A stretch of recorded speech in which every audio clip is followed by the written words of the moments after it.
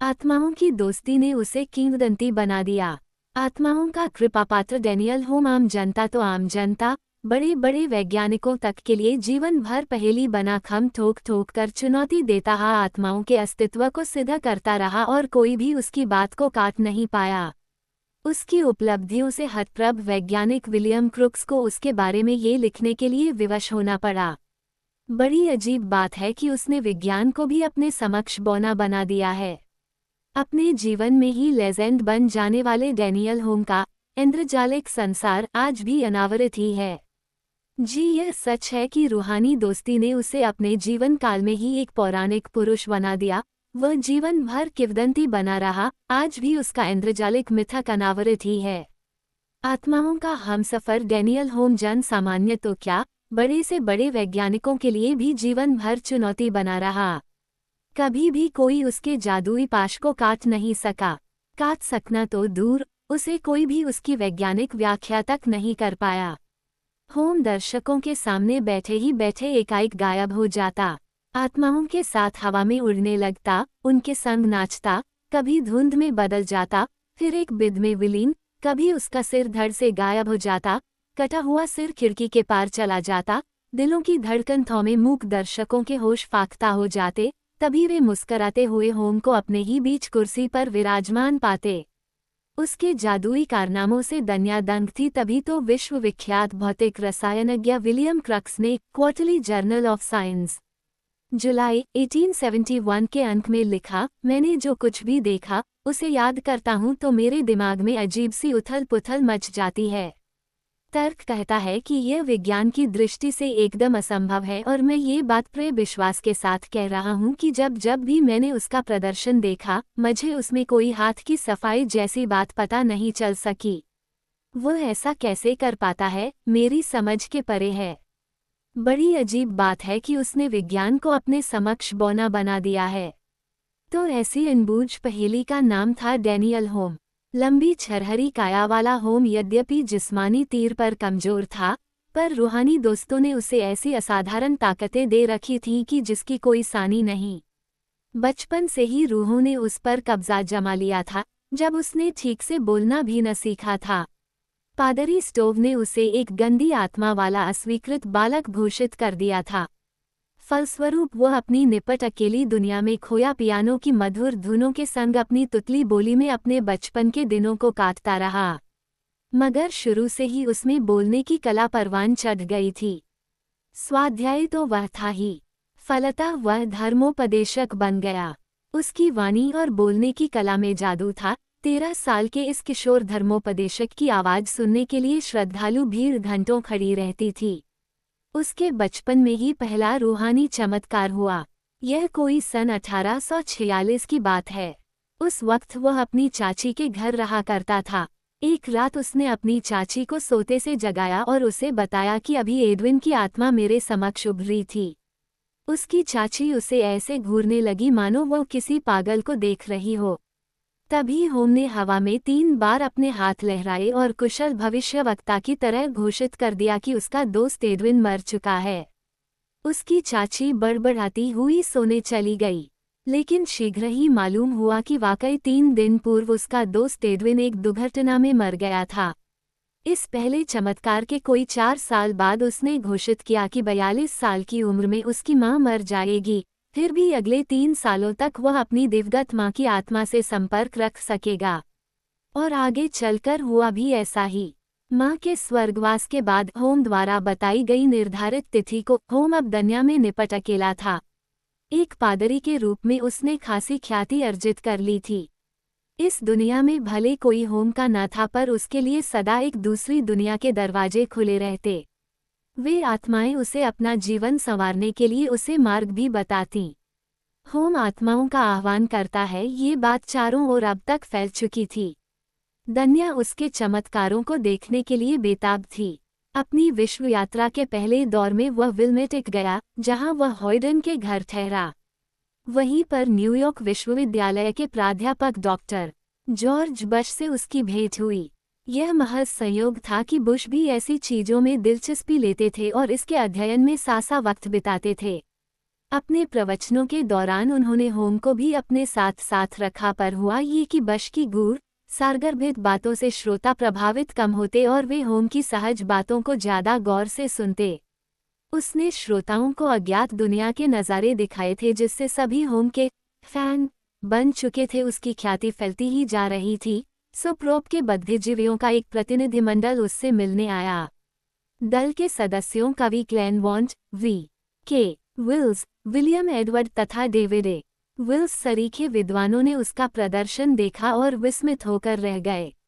लोकप्रिय कवि क्लैन ब्राट ने तो डैनियल होम के प्रदर्शनों पर मुग्ध होकर उसे संसार की महत्वपूर्ण भोर की सुनहरी किरण की संज्ञा दी।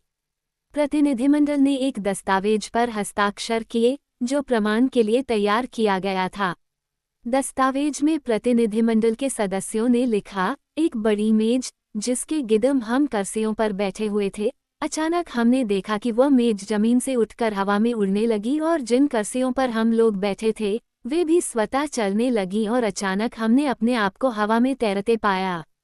जब मिस्टर विल्स ने मेज को पकड़ना चाहा, तब अचानक किसी अज्ञात शक्ति ने उन्हें धक्का दिया और दूसरे ही क्षण वह मेज पर धकेल दिए गए। कवि ब्रांट ने लिखा, मैं जमीन को कांपता हुआ देख रहा था।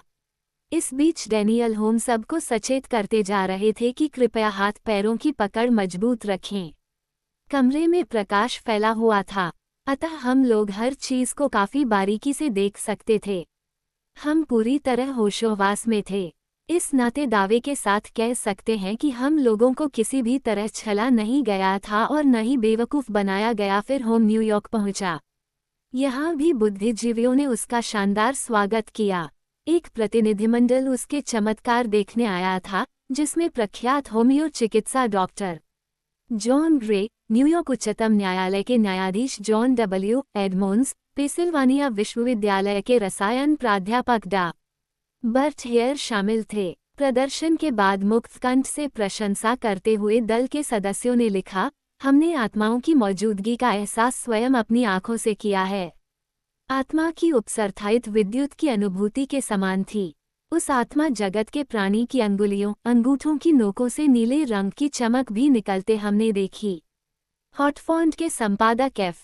एल्बर ने 8 अगस्त 1952 की शाम होम का चमत्कार देखा और अपनी पत्रिका में लिखा, जिस स्थान पर होम बैठा हुआ था उसके चारों ओर एक नीला प्रकाश स्वयं उत्पन्न होने लगा। फिर होम धीरे धीरे छत से उठने लगा। अचानक होम ने चिल्लाकर कहा, देखो, मेरे हाथ पैर फर्श पर नहीं है।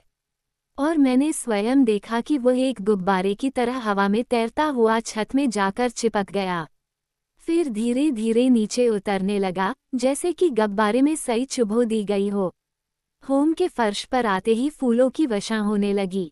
फलों की कचपड़ियां मेरे तथा मेरे मित्रों के सिरों और कंधों पर भी गिरीं। बर महाशय ने होम के एक और चमत्कारी प्रदर्शन के बारे में अपनी पत्रिका में लिखा, वह एक सुहावनी रात थी। कमरे में सितारों का छनता हुआ प्रकाश आ रहा था। हर चीज बिल्कुल साफ साफ दिखाई दे रही थी। कमरे में वार्ड, मेथ, जॉन, चेनी मेरे पास एक दार्यानक टेबल को घेरे हुए बैठे थे। कमरे में एक बड़े आकार का घंटा भी रता हुआ था। अचानक सभी लोगों ने देखा कि यह घंटा जोर जोर से बजने लगा और एक वेताल का चमकीला हाथ वातावरण में दिखाई देने लगा, जो उस घंटे को छत की ओर ले जाने लगा था। धीरे धीरे उसी हाथ ने घंटे को छत से मेज पर लाकर रख दिया। उस अदृश्य हाथ ने चेनी बंधुओं से हाथ भी मिलाया और फिर वह अदृश्य हो गया।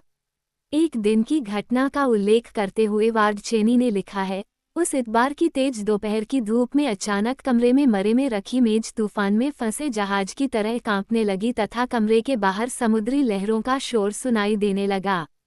पास बैठा हुआ डैनियल अनायास वर्ण क्रम के अक्षरों का उच्चारण करने लगा और उन अक्षरों से मिलकर जो शब्द बना वह उस प्रदर्शन में सम्मिलित नेक चेस्टर के एक दोस्त का नाम था। होम ने रहस्यमय ढंग से घोषणा की, आपका वह दोस्त समुद्र में डूबकर मर चुका है। अभी अभी उसकी आत्मा यहाँ आई थी।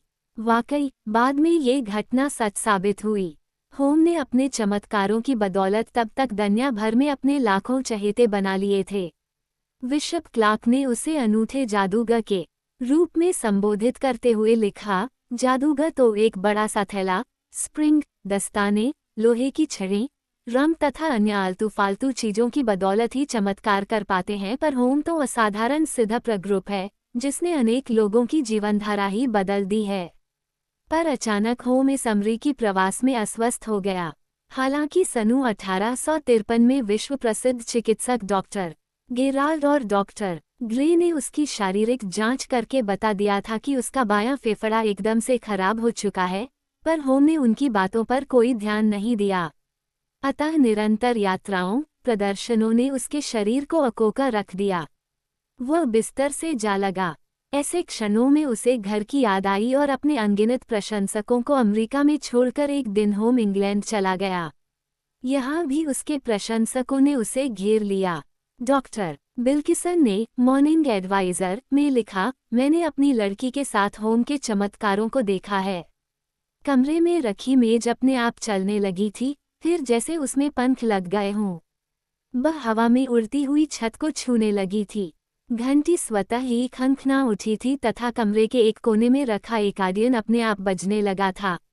मेरी बच्ची सचमुच ये देख और सुनकर आश्चर्य में पड़ गई थी कि एक अदृश्य आत्मा एकार्डियन पर मधुर स्वर में गा रही है, God save the king and home sweet home sweet home. England प्रवास के दौरान वह पर्याप्त स्वास्थ्य लाभ कर चुका था। फिर उसने विश्व भ्रमण की योजना बना डाली और इस बार वह पहले फ्लोरेंस गया, जो उसके लिए महत्वपूर्ण सिद्ध हुआ। होम ने स्वयं स्वीकारा है कि इंग्लैंड अथवा अमेरिकी यात्राओं की अपेक्षा मेरी फ्लोरेंस यात्रा अपना विशेष महत्व रखती है। यहाँ उसे अपार प्रसिद्धि मिली। यहाँ उसकी प्रसिद्धि का आलम ये था कि जब वह सवेरे भ्रमण के लिए निकलता तो उसकी प्रतीक्षा में सड़क पर सैकड़ों लोग मौजूद मिलते। एक ओर जहाँ उसके प्रशंसकों की अपार भीड़ थी, वहीं दूसरी ओर विरोधियों और ईर्ष्यालुओं की भी कमी नहीं थी। लोगों ने उसे फ्लोरेंस छोड़ देने की धमकी दी और न छोड़ने पर जान से मारने तक की भी बात की। वाकई अब उसके जीवन में अवरोध आ गया था। आत्माओं ने उसे यह सूचित करके विदा ले ली कि वे अब होम के लिए उचित माध्यम नहीं रह गई थीं। कुछ समय तक उसे उनका बिछोह सहना पड़ेगा। 10 फरवरी 1857 की रात, होम सो रहा था, तभी एक अप्रोक्ष हाथ उसके बदन को सहलाने लगा। उसके कमरे में आवाज आने लगी, डेनियल, प्रसन्न रहो। एक स्नेहभरा हाथ अब भी उसका माथा सहला रहा था।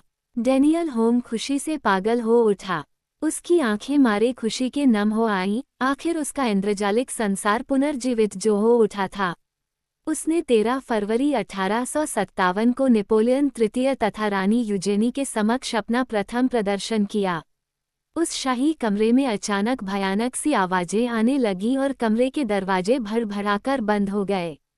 अचानक कमरे में ढेरों कबूतर उतर आए। सम्राट ने गुस्से में कहा, कृपया कबूतरबाजी तो बंद कीजिए। अचानक सारे कबूतर गायब हो गए और उनकी जगह सुगंधित गुलाबों की वर्षा कमरे में होने लगी। इस समय महारानी को लगा उनकी राज पोशाक को धीरे धीरे कोई सहला रहा है। वह डर के मारे चिल्ला पड़ी। होम ने उन्हें दिलासा दिया, कृपया आप मेज पर से अपने हाथ हटा लें, फिर आप डरेंगी नहीं। और वाकई, जैसे ही महारानी ने अपने हाथ मेज पर से हटाए, वे मारे खुशी की चीख पड़ी, ये हाथ मेरे पिताजी का है। सम्राट के छूते ही वह हाथ चमकीली चांदी की तरह हो गया। होम ने सम्राट के समक्ष एक और विस्मयकारी प्रदर्शन किया। प्रदर्शन वाले कक्ष में अचानक चमकीला धुआं भर गया, फिर यह धुआं धीरे धीरे कम होता हुआ एक बच्चे के नाजुक से हाथ में परिवर्तित हो गया और 3 की माफिक लोगों की ओर बढ़ने लगा। कमरे के झाड़ फानमों के शीशे अपने आप टूट बिखर कर कमरे में फैलने लगे। कमरे की हर चीज तेजी से कांपने लगी। एकार्डियन पर मधुर ध्वनि मनाई पड़ने लगी। महारानी यूजेनी के रेशमी साल में अपने आप गांठ पड़ने लगी। चांदी की रघाटियां हवा में तैरने लगीं। फिर उसी अद्भुत हाथ ने कागज पर पेंसिल ने लिखा, नेपोलियन। सम्राट का इस बारे में कहना था कि वह हस्ताक्षर महान नेपोलियन प्रथम के हस्ताक्षर थे। फिर होम पेरिस लौटा। यहाँ भी उसका भव्य स्वागत हुआ, लेकिन अचानक उसकी तबीयत फिर खराब हो गई। थोड़े दिनों बाद स्वास्थ्य लाभ करने के बाद होम ने आर्सिनी, Florence, Holland, Amsterdam, Brussels, Paris, Rome और रूस की यात्राएं की। रूस में ही उसने रूपसी तरुणी अलेक्सेड्रोना डिक्रोल से अगस्त 1858 को शादी कर ली। अब फिर उसने विश्व भ्रमण पर निकलने का इरादा किया। इस बार उसकी पत्नी भी उसके साथ थी, जिसे वह प्यार से साचा कहता था। होम ने इस बीच अकूत धन और यश अर्जित किया, लेकिन उसकी पत्नी का अवसान काल समीप आ रहा था। अपने पति की व्यस्तता भरी जिंदगी से साचा थक और ऊब चुकी थी और अंततः 3 जुलाई 1862 को वह लंबी बीमारी के बाद चल बसी। अब डैनियल होम निपट अकेला था। पत्नी के गम ने उसे बुरी तरह तोड़ दिया था। अब उसने अपने ऐन्द्रजालिक संसार से विदा लेनी चाहिए। प्रदर्शन आदि करने उसने बंद से कर दिए और इस बीच वह अपनी आत्मकथा लिखता रहा। दिन ब दिन उसका स्वास्थ्य गिरता चला गया और अंततः 21 जुलाई 1886 को जादुई व्यक्तित्व का धनी, करोड़ों दिलों का चहेता डैनियल होम दुनिया से चल बसा। पर आज भी उसका जीवन हमारे लिए एक किंवदंती है, एक अनबूझ पहेली है। अपने अलौकिक, इंद्रजालिक संसार की बदौलत आज भी होम अमर है। उसके आख्यान आज भी जिंदा हैं।